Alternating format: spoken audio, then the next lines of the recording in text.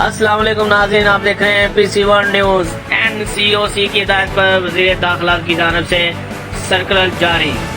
इत्काफ शब कदर नमाज ईद से मुतल्लक SOP जारी करने का फैसला। हमारे सिटी रिपोर्टर अब्दुल हमाद की तफसीलात के मुताबिक 8 मई से 16 मई तक तमाम सियासी मकामात बंद करने का फैसला।